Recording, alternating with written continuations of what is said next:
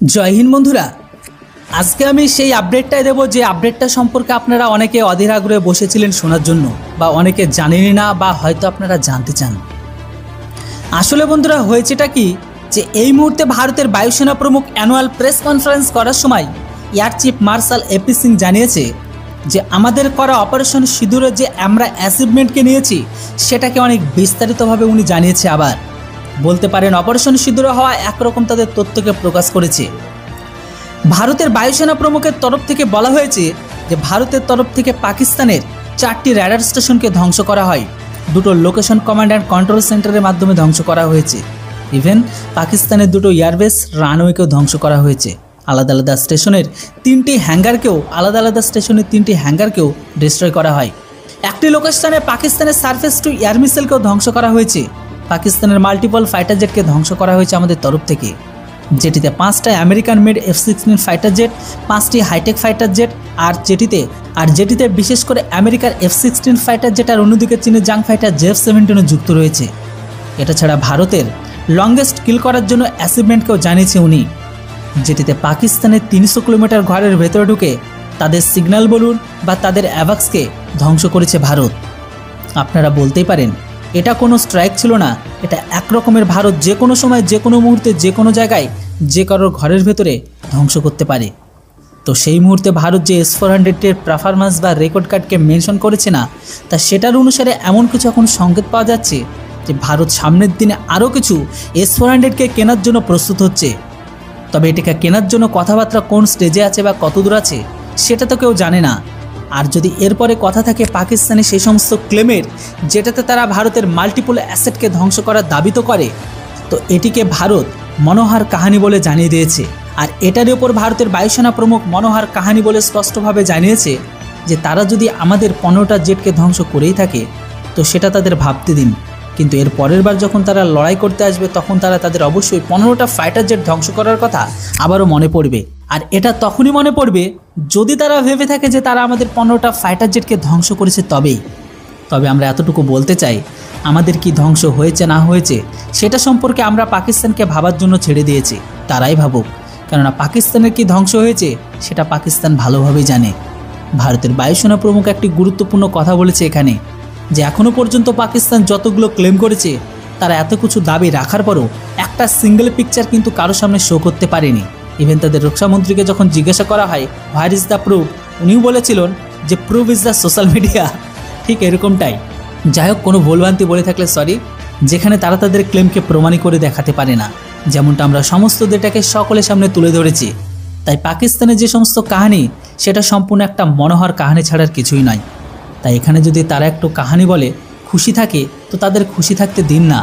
তো এই মুহূর্তে আমাদের বায়ুসেনা প্রমুখ যে সমস্ত ডেটাগুলো দিচ্ছে সেই সমস্ত ডেটাগুলো অলরেডি আগেই পাবলিশ হয়ে গেছিলো, কিন্তু এখানে পাকিস্তানের যে C-130 এয়ারক্রাফট ধ্বংস করাকে নিয়ে যে কথাটা আসছে সেটা বলতে পারেন ভারতের তরফ থেকে অফিসিয়ালভাবে কনফার্ম করা হলো যে না, ভারত পাকিস্তানের C-130 এয়ারক্রাফটকে ধ্বংস করেছে। এটা তো বলে একটা ইন্টারেস্টিং খবর। তবে এই মুহূর্তে এটার থেকেও আরও বড় একটা ইন্টারেস্টিং খবর আছে। সেই খবরটা হচ্ছে ঠিক এমনটাই, ভারতের সেনাপ্রমুখ পাকিস্তানকে তাদের মানচিত্র থেকে গায়েব করার কথা বলার পরে আবারও কিন্তু তাদের তরফ থেকে একটা স্টেটমেন্ট আসে। তাদের তরফ থেকে স্টেটমেন্ট দিয়ে বলেছে ভারতকে যুদ্ধবিমানের ধ্বংসাবশেষের নিচেই কবর দেওয়া হবে। তবে আমার সাদা মনের সহজ সরল প্রশ্ন, কবর তো কাফেরদের দেওয়া হয় না, কবর তো ইসলামিক ব্যক্তিদের দেওয়া হয়, তাহলে কবরটা কারা হবে কে জানে। যেটাই হোক, ভারতের পক্ষ থেকে নতুন করে কোনো আগ্রাসন চালানো হলে তা আরও কঠোরভাবে প্রতিহত করা হবে বলে সতর্ক করেছেন পাকিস্তানের প্রতিরক্ষামন্ত্রী খাজা মোহাম্মদ আসিফ। তিনি তো স্পষ্ট হুঁশিয়ারি সুরে বলেন যে আবার সংঘাতে জড়ালে ভারতের কবর তাদের যুদ্ধবিমানের ধ্বংসাবশেষের নিচেই হবে। প্রতিরক্ষা খাজা আসিফ এটাও জানিয়েছে গত মে মাসে তীব্র সংঘাতের পর নিজেদের হারানো মর্যাদা ফিরিয়ে আনতে ভারত রাজনৈতিক ও সামরিক নেতৃত্বে এখন আত্মসম্মান রক্ষার প্রচেষ্টা চালাচ্ছে। জানে না এখানে কে বা কারা তাদের আত্মসম্মান রক্ষার প্রচেষ্টা চালাচ্ছে। তবে আমরা পাকিস্তানের ঘরের ভেতরে কিন্তু অনেক কিছু ড্যামেজকে রিপেয়ার করতে দেখেছি, ইভেন আমেরিকাও তাদের সাহায্য করছে সেটাতে। যেটাই হোক, আসিফের এমন মন্তব্য আসলো ভারতের সেনাপ্রধান জেনারেল উপেন্দ্র ত্রিবেদীর বক্তব্যের পরে। পাকিস্তান সীমান্তে সৈন্যদের উদ্দেশ্যে গত শুক্রবার দ্বিবেদী বলেছিল যে ইসলামাবাদ যদি বিশ্বের মানচিত্রে থাকতে চায় তাহলে তাকে তাদের সন্ত্রাসবাদকে মদদ দেওয়া তৈরি করা সম্পূর্ণ বন্ধ করতে হবে। তিনি আরও হুঁশিয়ারি দেন যে মে মাসের যুদ্ধে ভারত যে সংযম ছিল এবার তা থাকবে না। ভারতের সেনাবাহিনীর ভাষ্যমতে মে 2025-এর সংঘাতে পাকিস্তানের ভেতরে বিভিন্ন জায়গায় স্থাপনায় হামলা চালানো হয়েছিল, যাতে শতাধিক পাকিস্তানি সেনা ও জঙ্গি নিহত হয়। মে মাসের ওই সংঘাত ছিল সাম্প্রতিক বছরগুলোর মধ্যে দুই নিউক্লিয়ার শক্তিধর প্রতিবেশীর মধ্যে সবচেয়ে তীব্র সংঘর্ষ। 4 দিন ধরে দুই দেশ একে অপরের উপর মিসাইল, ড্রোন ও আর্টিলারি হামলা চালায়। পরে দুই দেশের সমঝোতার মাধ্যমে সেই যুদ্ধবিরতি কার্যকর হয়। এমনকি তাদের এক্সহ্যান্ডেলে দেওয়া এক পোস্টে এই খাজা আসিফ জানিয়েছে যে ভারতের সামরিক ও রাজনৈতিক নেতাদের বক্তব্য তাদের ব্যর্থতার প্রমাণ। 0 আর 6 ব্যবধানে এমন পর্যায়ের পর যদি তারা আবার চেষ্টা করে, আল্লাহ চাইতো আবারও ফল আরও ভয়াবহ হবে।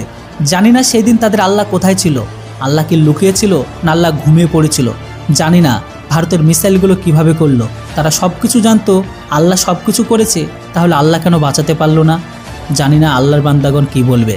যেটাই হোক, এবার ভারত নিজস্ব যুদ্ধবিমানের ধ্বংসস্তূপের নিচে চাপা পড়বে। যেটাই হোক, তারা নাকি ভারতকে আমাদের যুদ্ধবিমানের নিচে কবর দেবে। তবে কবর তো ইসলামিক ব্যক্তিদের হয়, আমাদের তো কোনো কবর হয় না। তাহলে এখানে আমাদের কাফেরদের কিভাবে কবর দেবে? তাহলে কবর কারা হবে সেটা তারা নিজেরাই প্রমাণ করে দিয়েছে। পাকিস্তান তো এটাও দাবি করেছে যে মে মাসের যুদ্ধে তারা ভারতের 6টি যুদ্ধবিমান ভূপাতিত করেছে, যার মধ্যে ফ্রান্সের তৈরি রাফালও রয়েছে। তবে ভারত এই দাবিকে সম্পূর্ণ অস্বীকার করে জানিয়েছে, প্রমাণ দেখাও, হোয়ার ইজ দ্য প্রুফ?